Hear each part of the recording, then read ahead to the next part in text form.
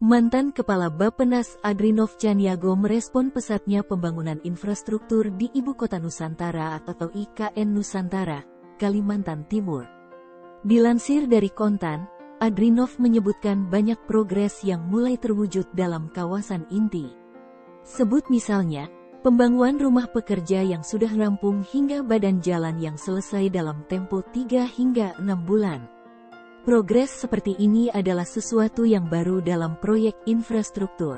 Hal ini menunjukkan kesiapan serta keseriusan pemerintah untuk menuntaskan pembangunan pemindahan ibu kota negara baru ini, tuturnya.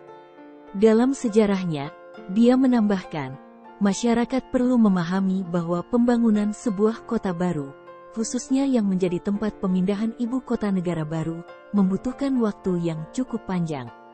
Paling cepat, dikatakannya, memakan waktu 10 tahun dan paling lambat 15 tahun.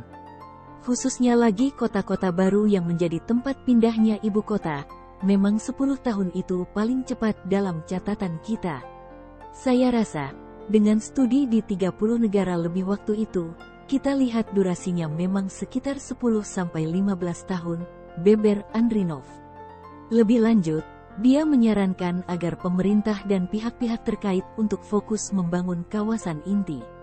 Sebab sumber pendanaannya jelas yakni bersumber dari anggaran pendapatan dan belanja negara, APBN. Hal ini, tegasnya, akan menarik sektor swasta sebagai investor untuk melakukan pembangunan dan pengembangan di kawasan penunjang. Untuk kawasan inti, saya sih yakin 4 tahun sudah selesai. Karena ini sumber biayanya pasti, yaitu APBN. Kalau dana APBN ditaruh rata-rata Rp25 triliun per tahun, ya 5 tahun saya rasa itu tuntas ya, ujarnya. Lebih jauh, dia menjelaskan, IKN merupakan sebuah alat sekaligus proyek strategis dalam rangka membangun Indonesia menjadi lebih sejahtera dengan adanya pemerataan pembangunan. Untuk itu, membangun kawasan sekitar IKN merupakan suatu hal yang penting. Maka dari itu, potensi daerah-daerah yang berada 30 hingga 35 km sebagai kota-kota baru juga perlu direncanakan dari sekarang.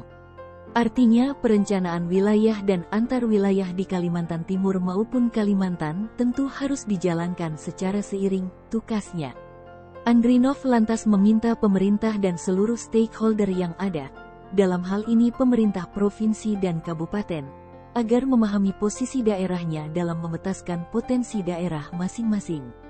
Misalnya Tenggarong itu potensinya luar biasa untuk menjadi kota wisata setelah hadirnya IKN di Kutai Kertanegara, dan Panajam Pasir Utara itu, yang jaraknya tempuh perjalanannya hanya sekitar 1 hingga 1,5 jam dari Tenggarong.